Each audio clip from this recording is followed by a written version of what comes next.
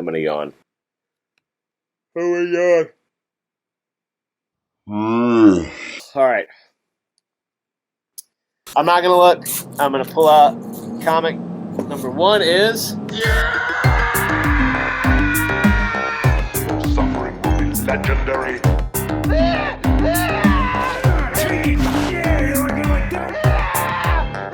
It would be extremely painful.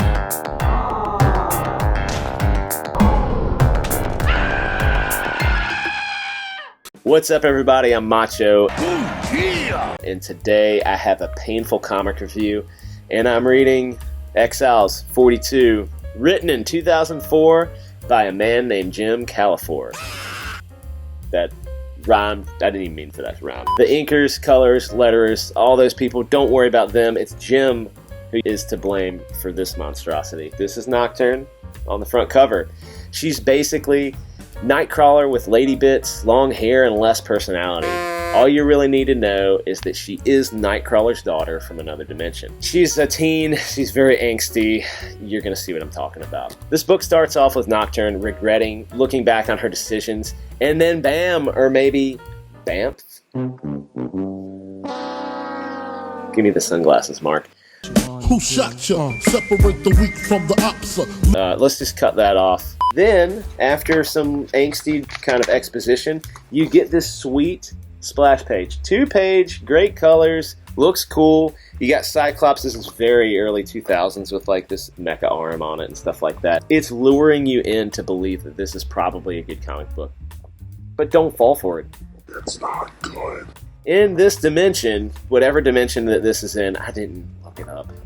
Cyclops is heading up the Brotherhood of Evil Mutants. He, along with Rogue, who looks like a Skrull for some reason, and some others are at the X-Mansion hunting Logan, Moira, and Kurt and just trying to destroy them. They blame them for something you'll find out in a minute. You don't know when you start the book. It's kind of awkward.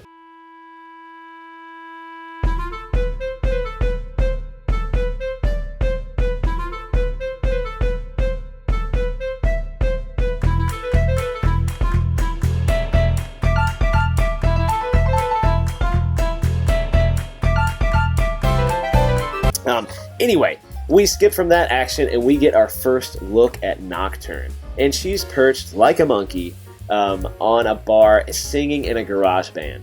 The garage band is self-described as, let's see here, neo-techno trash. And I'm not playing. The name of the band is Butt Monkey. Yeah, Butt Monkey. Jim, I mean, it's 2004, and I know you're trying to be edgy, probably trying to, maintain your career, but come on, man.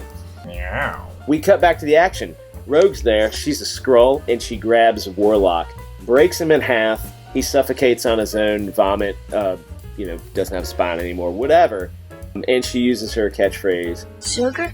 Like the Southern Belle she is. We get Cyclops. He calls Kurt a murderer. Cyclops literally tries to murder all the X-Men. He sent a Rogue to snap Warlock in half, and he's calling Kurt a murderer. We cut back from that to a thrilling scene where Nocturne is looking at a Celtic tattoo and lamenting that her dad would never let her get it. He would be devastated if she got a tattoo. This is what she's worried about right now. I mean, I know teen stuff and they should be relatable and all that, but come on. You parents just don't understand. This book just goes back and forth every other page. So let's hop back from that boring tattoo scene into the action. And it's not real action. Sure, the page looks good. Let's take a peek. Looks alright. But it's just an excuse for a lot of exposition. The best part is that we still have no clue what's happening. All we know is that for some reason some X-Men want to kill other X-Men.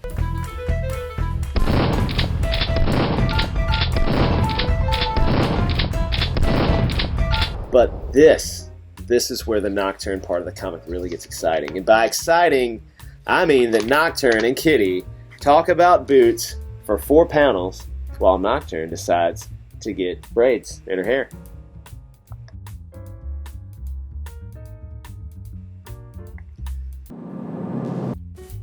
We cut back to the action.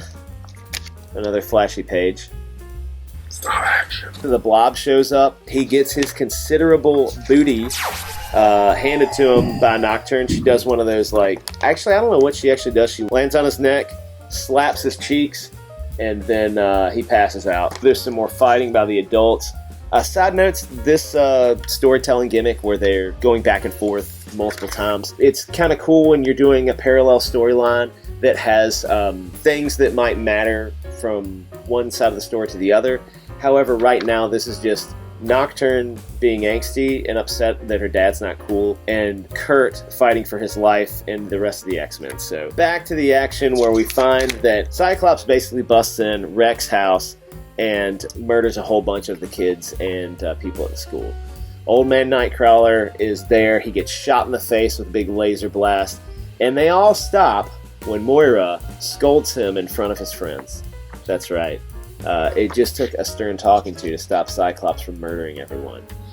But he's had enough at this point. He just wants to murder. He wants to kick back with a skull full of wine and just relax after doing such a good day of murdering. He's bloodthirsty in this comic.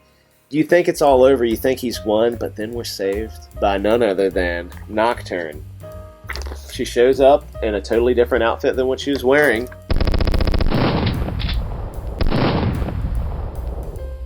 With some kids. Let's see what they can do. They look useless. I don't know what happens to them. I assume Rogue murders them because she's just smiling. Here, right at the end, there's actually a good bit of writing. Except for the fact you can see it coming from a mile away. Cyclops is whining and moaning about how he believes that Logan killed Professor X and Jean Grey, when in fact, it was Cyclops all along. He's just pissed that it was his fault. That's not entirely accurate.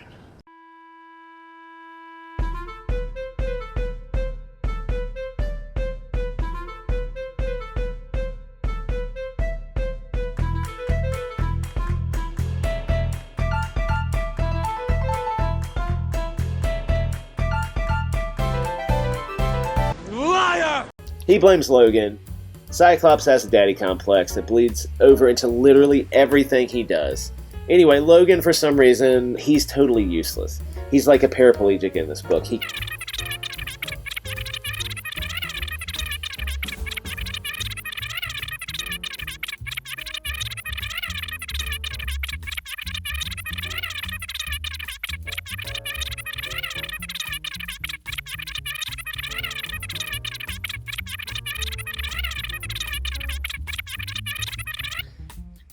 Whatever. Cyclops goes up and he grabs Logan. He grabs him by his lapels and he's holding him like this, like a bully in the 50s or something like that. This is where you found something cool out about Nocturne. Fun fact, she can possess people. She tries to possess Cyclops, and guess what? That big douchey bag thought of everything. He has some sort of gadget implanted where the sun don't shine that stops her from possessing him. I don't know what it is. He says, I came equipped with personal disruptor field generators. I mean, you gotta put those things somewhere, am I right? A Nocturne gets a psychic kick right to her temple. She's laying there, and she's watching her friends and her family get murdered. It's trying to hit you in the feels. And this is when things go 6 ways to Inception. She's laying on the floor. Nearby is Armageddon. All right. And Armageddon, who is he? Nobody cares. But for those of you thirsty nerds, he is a tube baby, basically made from the toenail clippings of Apocalypse and Jean Grey. Look it up, okay? All you really need to know is that he has telekinesis. So, Nocturne takes possession of the toenail baby, Armageddon, pops the top off of those sweet, sweet telekinesis powers, and then uses them to raise Logan's arms, pop those claws out, and then stab them right into Cyclops' ticker, alright? He drops, and we see him fall, but we don't know actually what happens to Cyclops. Girlfriend saved the day, that's all I gotta say. We end with Nocturne talking to her old man, Kurt, and for some reason, he's dressed like a skinny blue Fred Sanford. I got the 2 big ones, one in my hand and one in my heart. He's like got the suspenders and everything. Nocturne and dear old Demon Dad make up, and all is right with this messed up world that we live in. I'm gonna rate it, I guess. It was bad. Thanks for watching, everybody. If you like this painful review, be sure to subscribe to the Breaking Rad channel. Me and a bunch of my dad friends, the goons, we're going to go through and do a lot of geek culture stuff. We're playing an RPG. Well, we're going to start. I don't even know what an RPG is, really, but my buddy Cal, he's helping us do that. We do reviews, we do unboxings, and we get into all kinds of cool stuff. So if you did enjoy this, I would appreciate a thumbs up and a subscribe. Or you can catch us live every Tuesday at 9. Join the conversation. Be part of the team. We love to have you. You guys have a great night.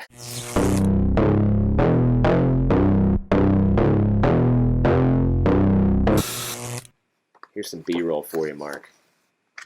Look at this.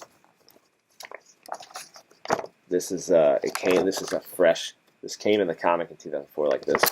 I know this will hurt somebody. It doesn't hurt me. It's gonna hurt somebody. Watch this. I messed that one up. Not bad. Kenny and the Shark. Trading cards. Kenny the Shark eating slop. Kenny the Shark and girl going water skiing. Girl steals mummy. Cat bites mummy in the butt. I think this is my favorite. Cat bites mummy in the butt. Meow.